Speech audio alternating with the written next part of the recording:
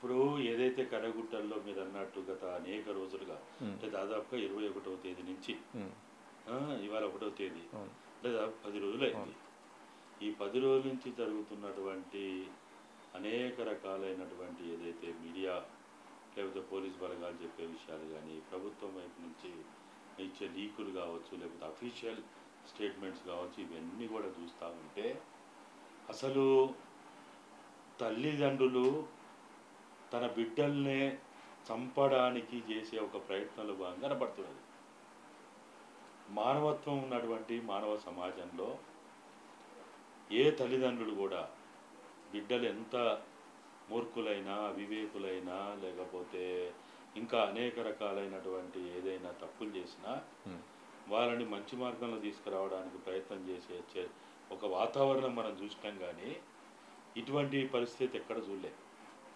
ఒక రాజ్యాంగం మీద ప్రమాణం చేసిన వాళ్ళు, చట్టబద్ధ పాలన చేస్తా అన్నటువంటి వాళ్ళు, ప్రజాస్వామ్య విలువలని కాపాడుతా అన్నటువంటి వాళ్ళు భర్తమాత ముద్దు బిడ్డలైనటువంటి ఈ మూలవాసులైనటువంటి ఆదివాసీల మీద ఇంత కక్ష ఎందుకు అనేది భారతదేశం కాదు ప్రపంచం అంతా విస్తుపోతున్నది.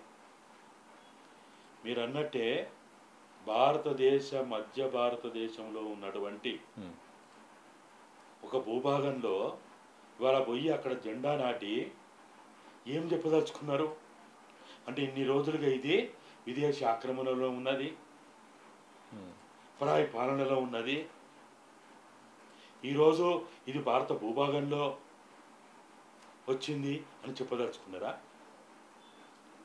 70 సంవత్సరాల భారత రాజ్యాంగ పరిధిలో భారత పౌరులుగా వాళ్ళు ఇక్కడ జన మరణాల్లో లిఖించబడుతూ ఆధార్ కార్డుతో కలిగినటువంటి నమోదుతోటి ఉన్నటువంటి ఆదివాసీల దగ్గరికి పోయి వాళ్ళు నివసించే ప్రాంతాల్లో పోయి మీరు జెండా నాటుతున్నారంటే దాన్ని ఏమని అర్థం చేసుకోవాలి? ఆ భూభాగం ఇప్పటివరకు మీ చేతుల్లో లేదా, మీ ఆధీనంలో లేదా? ఆ పౌరుల్ని మీరు భారత పౌరులుగా గుర్తించలేదా? సిగ్గుతో తల వంచుకోవాల్సినటువంటి పరిస్థితి ఇది. ఈ కర్రెగుట్టలు అనేది ఒక ప్రాంతము. ఆ కర్రెగుట్టలు అనే ప్రాంతంలో అది మావోయిస్టులకు చాలా దుర్భేద్యమైన కోట అని ప్రభుత్వం అనుకుంటుంది. వాస్తవంగా అడవి అంతా కూడా అసలు ఈ అడవులు చెట్లు ఇవన్నీ కాదండి.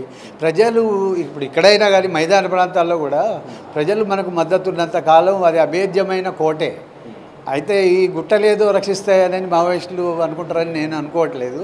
అయినా సరే ప్రభుత్వం అలా అనుకుంటుంది. వాస్తవం కూడా కొంత ఉంది దాంట్లో. ఎందుకంటే అక్కడ ఉన్న జియోగ్రాఫికల్ కండిషన్స్, భౌగోళిక పరిస్థితుల వల్ల ఇన్నాళ్ళకి కొంచెం సైన్యం అనేది అక్కడికి పోయి చాలా కష్టపడి పోయి పైకెక్కి ఒక జెండా బాతారు. జెండా బాతటంలో విషయం మాత్రం ఒక సామాన్య పౌరుడిగా నాకు అనిపిస్తుంది అయితే ఏంటంటే ఒక దేశం మీద ఒక విజయం సాధించినప్పుడు జరుగుతుంది. మరి అలాగని వాళ్ళు ఆల్రెడీ ఇంకో ప్రభుత్వం ఉందని ఒప్పుకుంటున్నారా? వాళ్ళు ఈ మావోయిస్టులు చెప్తున్న జనతన సర్కారు అని అంటున్నారు, అది నిజమేనా అనే అనుమానం మాకు బయట ఉన్న వాళ్ళకి అనిపిస్తుంది అన్నమాట.